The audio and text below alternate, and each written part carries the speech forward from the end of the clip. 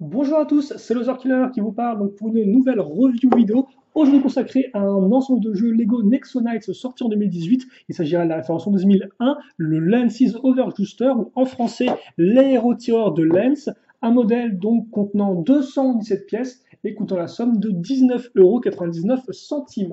Un modèle qui devrait vous prendre à peu près une petite vingtaine de minutes de construction, le tout grâce à ce mode d'emploi décomposé en 51 fabuleuses étapes.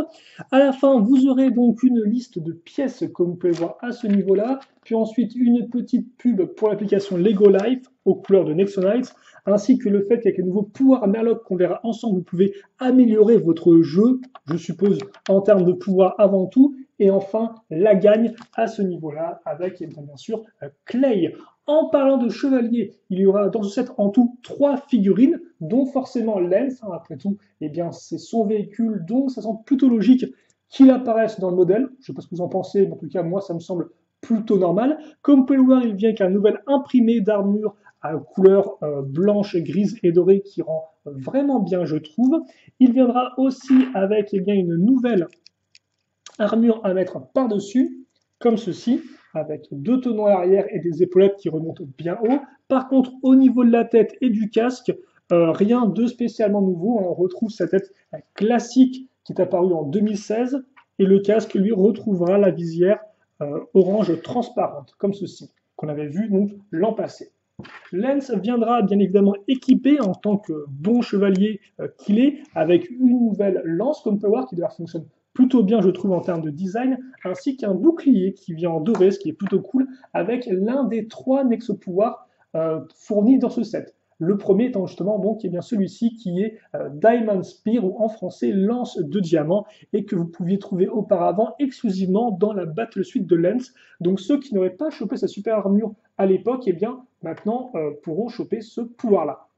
La seconde figurine, il s'agit de César, qui est exclusif. Ah oui, pardon, je vous le précise, mais Lens est exclusif à ce set-là. Voilà. Tout comme César, d'ailleurs, donc, qui est notre gros méchant pas beau de ce set, comme vous pouvez le voir, et qui est assez particulier, car en effet, lui n'a pas de jambes traditionnelles, mais des jambes construites pour former comme des sortes de pattes d'araignée, donc à l'aide eh bien, de pièces de pistolet du futur au niveau des petites pattes, qui donc bien évidemment sont articulées. Et comme on peut le voir, ça ne s'arrête pas là, vu qu'il vient aussi avec armure et casque, ainsi que nouveau bouclier en termes de moule, et aussi avec eh bien, le second Nexo-pouvoir qui est Dynamighty, ou en français Dyna Puissance, auparavant trouvable eh bien, dans le General Magmar Machine of Doom par exemple, ou encore dans le Ultimate Beastmaster, ou encore dans le Battle Suite de Lens. Donc autant vous dire que celui-ci, vous avez quand même eu pas mal de chances déjà de choper, mais là encore, pour ceux qui ne l'auraient pas, eh bien pourquoi pas.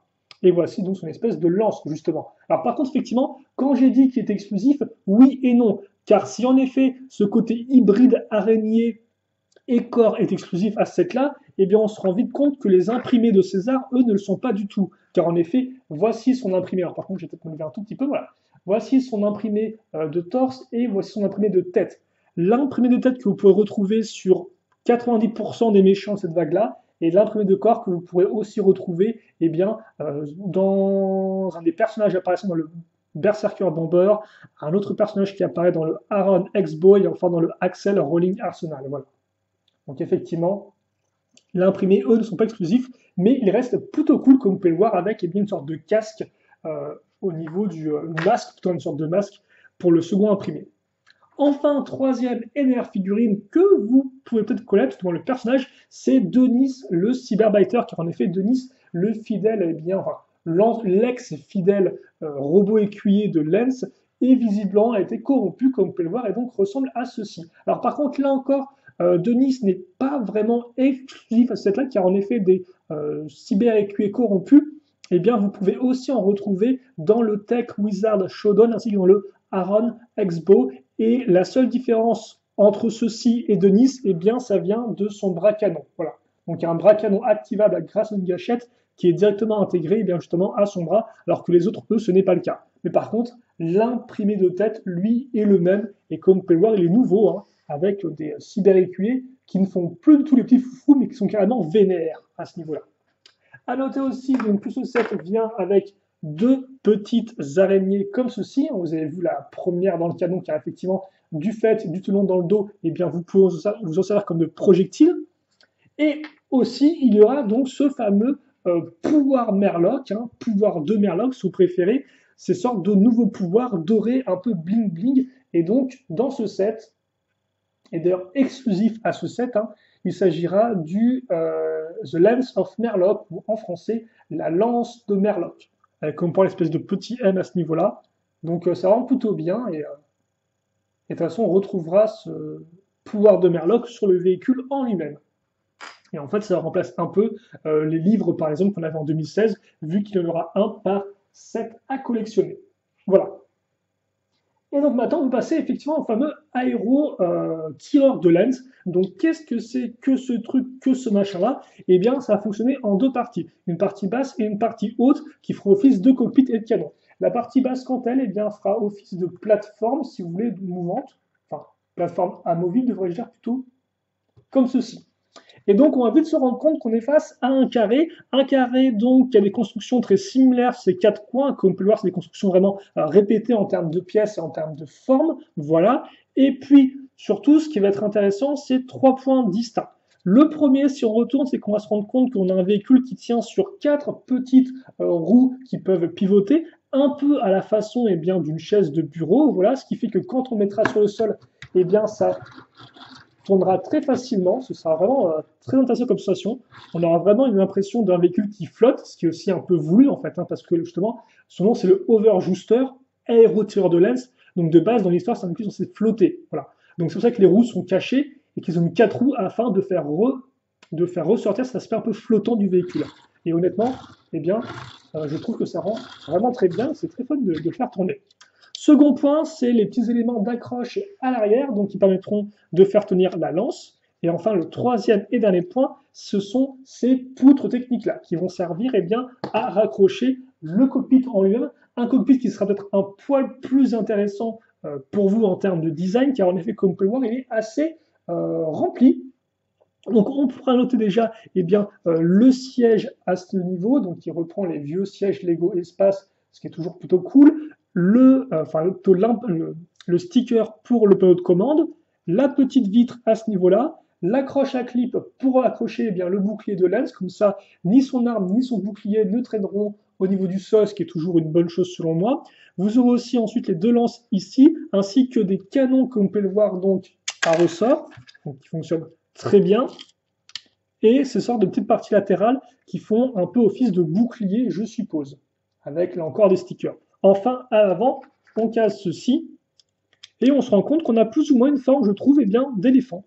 Car en effet, vous avez les défenses là, les yeux là, l'eau la tête à ce niveau-là, là vous avez les oreilles, et là vous avez la trompe. Voilà. Donc vous avez une sorte de véhicule éléphant, chose qui est assez rigolo, et surtout vous avez les accroches ici, afin de relier le bas du véhicule au haut. Donc on n'a qu'à mettre ça comme ceci. Voilà. Et ensuite, on met ça à ce niveau-là. Et donc là, on a terminé la construction du véhicule. Tout simplement. Et donc, je vais vous le présenter sur le petit plateau tournant qui va bien. Et vous donner aussi les dimensions.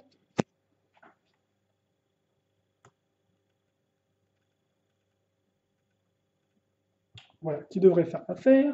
Donc justement, en termes de dimension, nous sommes face à du 9,5 de hauteur, 15,5 à 21,5 de longueur et 10 cm de largeur. Alors effectivement, pourquoi vous allez me dire 15,5 à 21,5 de longueur? Eh bien car en effet, il y a deux modes différents pour le véhicule. Le premier qui est donc comme ceci, donc qui peut rouler tranquillement grâce à missile, et le second forcément où vous pourrez mettre ça en avant et ainsi faire une sorte de mode combat, de mode joute, devrais-je dire, et donc qui est un peu plus long, hein, voilà, à ce niveau-là. À noter aussi, bien sûr, que vous pouvez lever cette partie-là pour tirer vos missiles en l'air, ou comme ceci, bien évidemment. Donc il y a vraiment différents modes, en fait, selon comment vous allez incliner la partie à l'arrière. Et honnêtement, c'est plutôt cool, je trouve. Et surtout, c'est vrai qu'on retrouve ce côté un peu mode joute qu'on avait déjà précédemment dans les deux autres véhicules de Lens, enfin les deux véhicules principaux, aussi bien son méca cheval que son véhicule de 2017. Voilà donc pour ça. En termes de taille, par rapport à une figurine, eh bien, voilà un peu à quoi ça va ressembler. Donc on a vraiment un véhicule qui n'est pas trop gros, comme vous pouvez le voir, pas trop petit non plus, juste la bonne taille. Alors après, c'est vrai qu'effectivement, je me demande si ce véhicule-là n'aurait peut-être pas n'aurait peut-être pas été plus adapté aux forces royales, en effet, qu'une sorte un peu de véhicule de type artillerie. Mais bon, je pense que vu qu'on n'a qu'une seule vague de modèles pour cette eh bien, dernière année Nexonites, ils ne pouvaient pas se permettre de faire des véhicules pour tout le monde. Mais en tout cas, ça reste un très chouette véhicule. Et donc justement, en parlant de chouette, est-ce que je ne m'avancerai pas un peu sur le bilan en faisant ça? Eh bien oui, donc il est temps de passer au bilan sur ce modèle-là.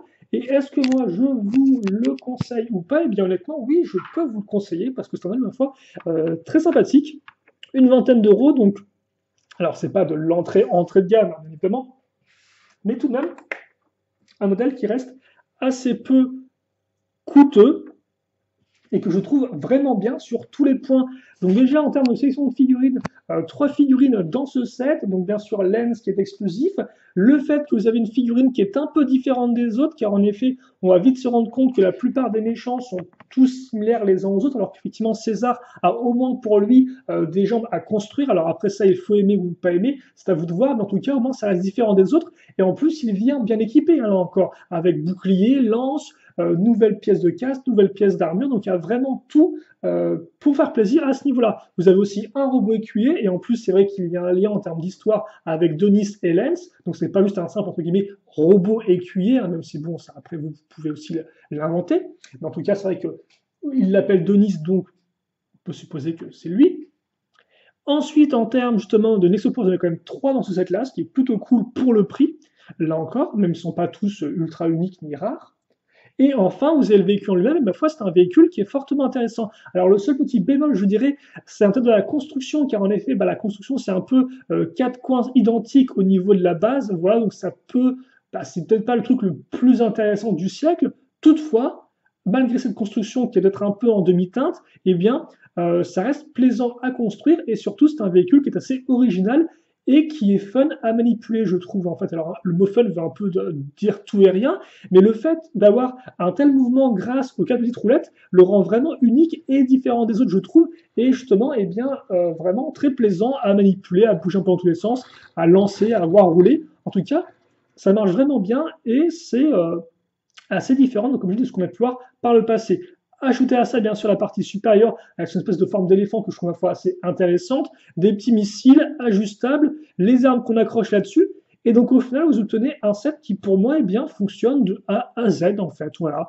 Alors oui, on pourrait éventuellement reprocher qu'il n'y ait peut-être pas plus de détails au niveau de la base en elle-même, effectivement, mais honnêtement, je trouve que la forme, les couleurs, tout ça fonctionne bien, et en plus des figurines, eh bien, tout ça nous offre un très joli modèle que je peux, ma foi, vous conseiller parce que moi je trouve très fun et très sympathique à jouer. Voilà. Et surtout assez diversifié dans le contenu qu'il propose, et ce pour 20 euros. Voilà.